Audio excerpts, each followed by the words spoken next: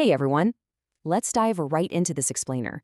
We're going to unpack the incredible biochemical communication system that keeps our bodies in perfect balance.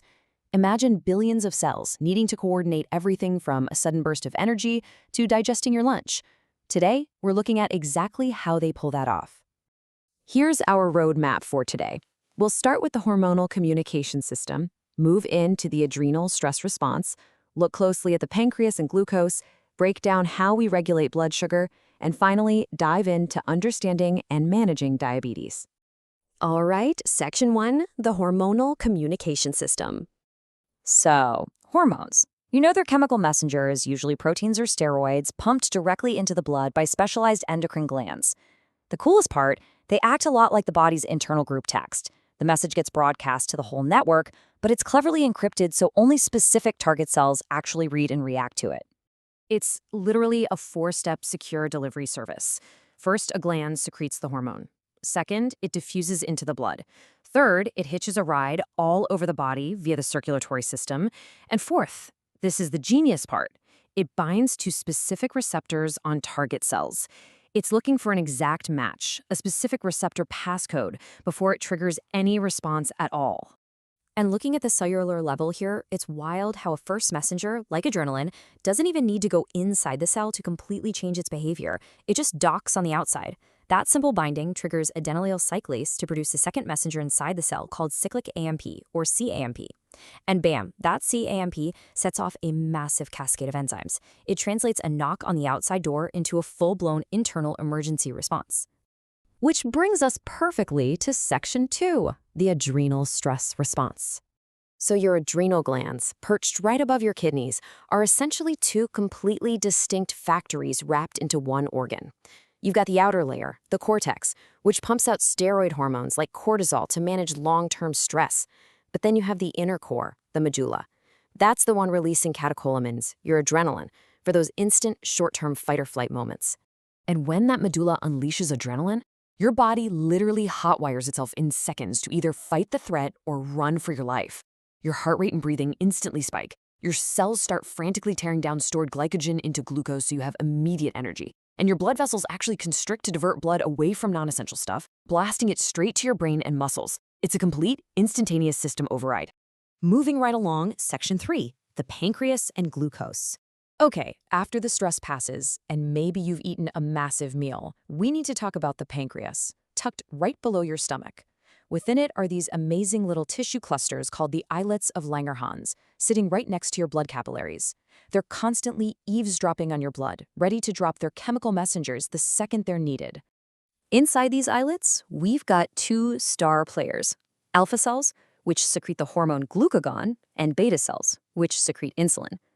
Think of these two specific cell types as the ultimate microscopic fuel regulators for your entire body.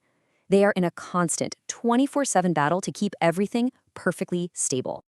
Let's dive deeper into that dynamic in Section 4, regulating blood sugar levels. So, 90 milligrams per 100 cubic centimeters, that specific number is the absolute Goldilocks zone for blood glucose. It is the precise baseline your body is desperately fighting to maintain, whether you just sprinted a 5K or ate a giant piece of cake. And here's how these two hormones play tug of war to defend that Goldilocks zone. When blood sugar gets too high, those beta cells release insulin. That commands your liver to sweep up the excess glucose and store it as glycogen, a process called glycogenesis. But if your blood sugar drops too low, the alpha cells tag in and release glucagon. That does the exact opposite, commanding the liver to break down that stored glycogen, glycogenolysis, or even build fresh glucose from scratch, which is gluconeogenesis. It's just an incredibly elegant negative feedback loop. As soon as insulin brings your blood sugar back down to normal, the pancreas detects the fix and just shuts off the insulin tap. Same goes for glucagon when sugar levels rise back up. It's a continuous, flawlessly self-correcting cycle. Now, if we zoom way in on a single beta cell, how does it actually know to release insulin? It's basically a microscopic Rube Goldberg machine. Glucose floods into the cell, which ramps up respiration and generates a sudden burst of ATP. That ATP snaps potassium channels shut, trapping the potassium and changing the cell's electrical charge, depolarizing it. That depolarization pops open calcium channels. Calcium rushes in, shoves vesicles full of insulin against the membrane, and dumps them right into your bloodstream. Absolutely brilliant engineering. But, biological systems are infinitely complex, and complexity definitely means a vulnerability to failure. So what actually happens when this delicate balance breaks down and the pancreas can't maintain that perfect 90 milligrams? That brings us to Section 5, Understanding and Managing Diabetes. When the body completely loses its grip on that blood glucose concentration, we get diabetes mellitus. And it's really crucial we distinguish between the two main types here. Type 1 is usually an autoimmune issue, where the body literally attacks and destroys its own beta cells. Result? Zero insulin production. Type 2 is entirely different, often linked to obesity and acquired later in life. Type 2 means the beta cells might be underproducing, or more likely the body's receptors have just become resistant to the insulin that is there. The signal is being sent, but the cells are ignoring it.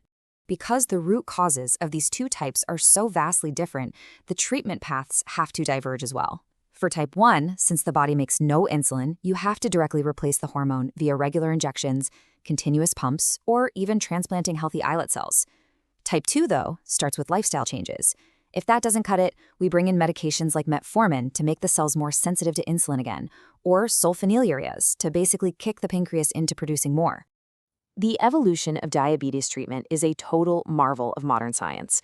Decades ago, we literally extracted insulin from cattle and pigs. Today, we use genetically modified bacteria as tiny factories to brew identical human insulin. It's cheaper, way more ethical, and completely eliminates allergic reactions. And looking to the future, scientists are working with unspecialized stem cells, trying to grow brand new, fully functional beta cells that we could transplant straight into a patient's pancreas. Which leaves us with a totally fascinating question. We've mapped the exact communication lines of the human body, from the massive broadcast of hormones down to the microscopic opening of single calcium channels. As you think about the unbelievable biological engineering happening inside you right this second, ask yourself, with game changers like GM bacteria and stem cells already in our toolkit, are we finally on the brink of a permanent cure for diabetes? Thanks for exploring this with me today. I'll catch you in the next explainer.